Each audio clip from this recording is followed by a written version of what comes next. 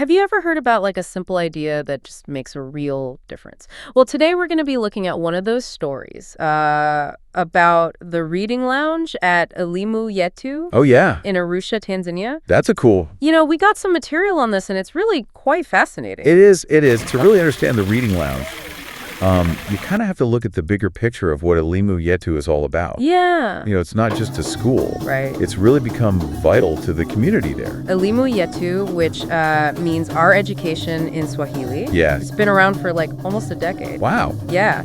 And it was started by Bridget McCarthy. She's a cultural anthropologist. She was doing some research in the area. Mm-hmm. And she got together with a group of parents, and they started this school. That's great. And, the scale of what they're doing is incredible. They're serving over 300 children every day. Wow. And reaching even more people through their various programs. Amazing. For a community where, like, the average income is just a few dollars a day. Right. That's huge. Yeah, it's important to remember, too, that when Elimu Yetu first got going, the landscape of education in Tanzania was very different. Right. Schooling was presented as free, but there were all these hidden costs like contributions for tutoring, uniforms, even school supplies. Yeah. And that really was a barrier for a lot of families. Especially with limited resources. Exactly. And so Elimu Yetu really stepped in to fill that gap. And they made education accessible to so many who might have been left out. Absolutely. So, their mission has evolved, hasn't it? Because now free and mandatory schooling is the law. Right. So what is their role today? How have they adapted? They've been adaptable. Yeah.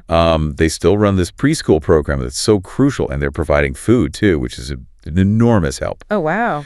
But they've also expanded. They've got classes for college-age students, after-school programs for high schoolers. Oh, wow. And, covering everything from, practical skills to sports. Right. And then they've even got programs for parents and elders on the weekends.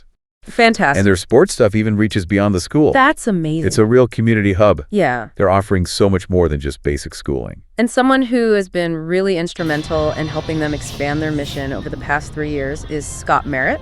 Oh, yeah, Scott. He's a management consultant, and he's been working with Bridget on strategy and development. Yeah, and so this kind of brings us to the reading lounge. Okay.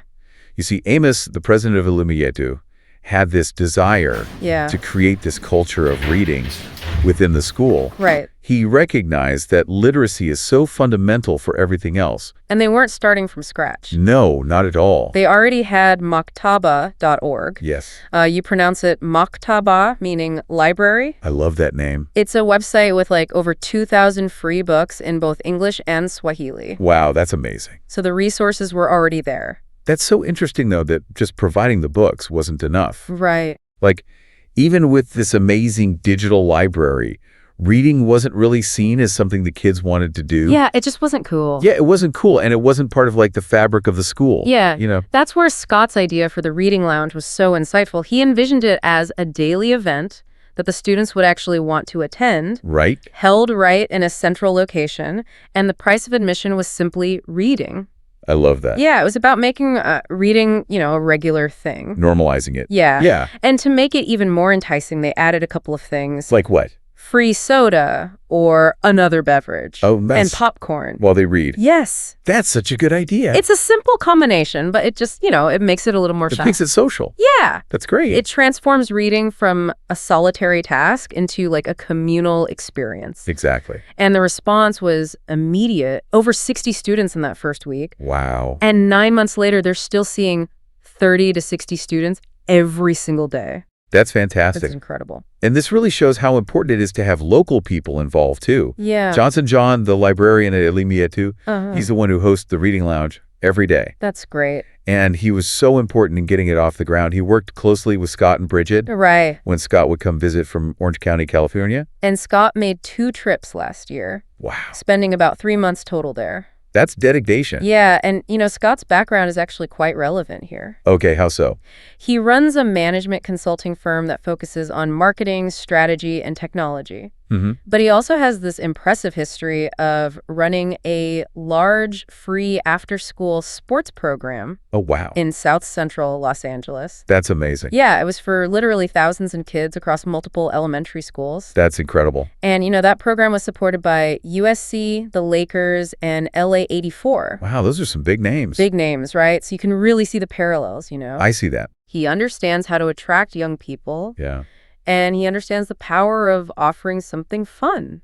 And positive. Yes. It's great that those principles can transcend geographical boundaries. Right. Yeah. So the reading lounge is established. It's popular. What's the impact been?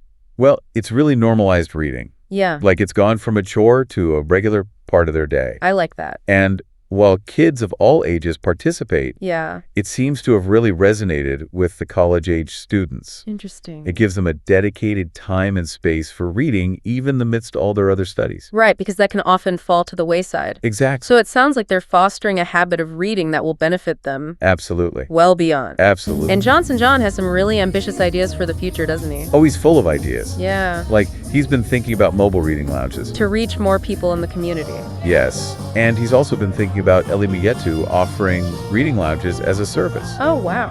to other organizations or schools. Interesting.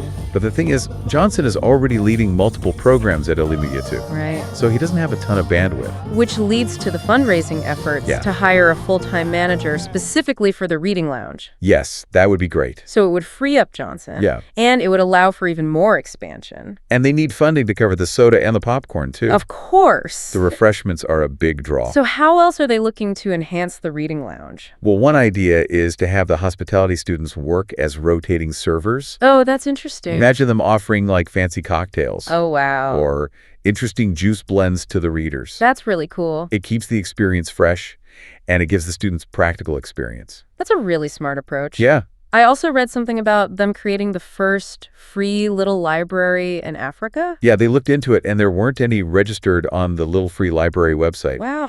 So this would build on their already amazing library. Yeah, they have a really great library there. Yeah, and they get like $2,000 in new books donated every year. That's amazing. So they have this strong culture of book ownership and lending. And they even have an outdoor reading lounge specifically for seniors. That's fantastic. It's a real commitment to promoting literacy across age groups. Absolutely. So Elimu Yetu is really this pillar for education in the community. It really is. And if you look at their ambition, it's to be the main hub for literacy. That's amazing. For their entire community. They're building a literate society from the ground up. I love it. So when you really analyze the reading lounge, Yeah. it comes down to understanding a core need. Yes. They didn't just need books. Right? They needed to create a desire to read. Yeah, in an appealing environment. Yeah, something enjoyable and social. Exactly. And now they're fostering a community where reading is truly valued. I love it. It's really remarkable how ingenious this solution is. Yeah.